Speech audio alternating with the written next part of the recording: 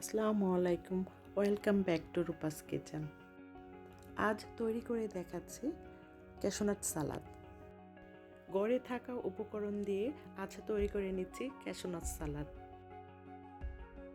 Boneless chicken নিয়েছি 500 গ্রাম,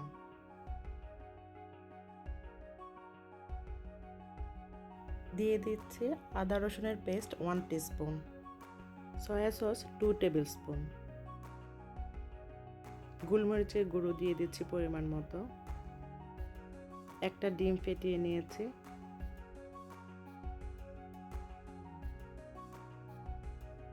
দিয়ে দিচ্ছি কর্নফ্লাওয়ার 2 টেবিল স্পুন। চিকেনটাকে ম্যারিনেট করে রেখে দিচ্ছি।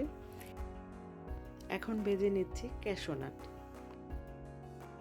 অল্প তেলে ভেজে নিচ্ছি, ব্রাউন কালার আসলেই তুলে নেব।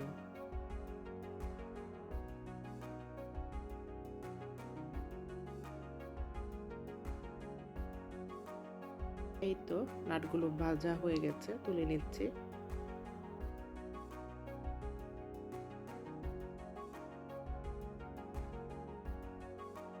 এখন ভেজে নিচ্ছি ম্যারিনেট করা চিকেনগুলো এভাবে একটা একটা করে ছড়িয়ে দিবেন, যেন একটার সাথে আরেকটা লেগে না যায়।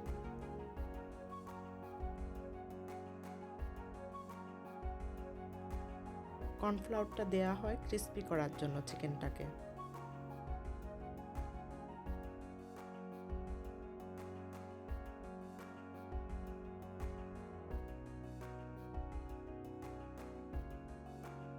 এই তো ভাজা হয়ে গেছে চিকেন।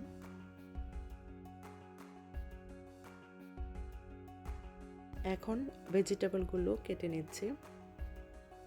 প্রথমেই শসা কেটে নিচ্ছি। আপনার বাসায় যেই ধরনের সবজি থাকবে সব কিছুই দিতে পারবেন এই ক্যাশনাট সালাদে। আমি এখানে ইউজ করেছি গাজর, শসা, 3 ধরনের ক্যাপসিকাম।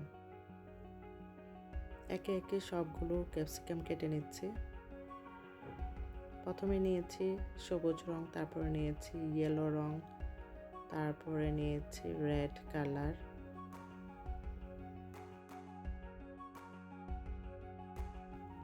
এখন সবগুলো ভেজিটেবল বাটারের মধ্যে সটে করে নিচ্ছি।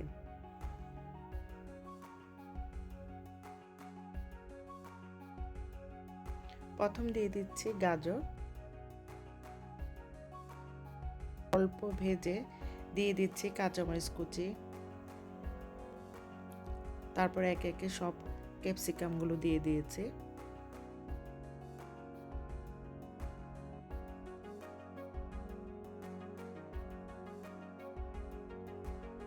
এখানে চুলার আঁচ লো ফ্লেমে আছে।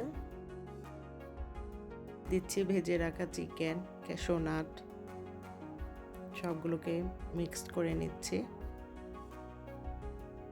এখন দিয়ে দিচ্ছি সয়া সস, দিয়ে দিচ্ছি শসা কুচি, টমেটো সস, দিয়ে দিচ্ছি বিট লবণ পরিমাণ মতো, ওয়েস্টার সস। এই সসগুলো আপনার পরিমাণ মতো দিয়ে দিবেন। গ্রেভিটা আপনি যতটুকু রাখতে চান ওই অনুযায়ী দিতে হবে। এই তো তৈরি হয়ে গেছে ক্যাশনাট সালাদ, হেলদি এবং টেস্টি। আমার এই রেসিপিগুলো যদি ভালো লাগে অবশ্যই লাইক, শেয়ার এবং সাবস্ক্রাইব করুন। আজ এই পর্যন্তই। আল্লাহ হাফেজ।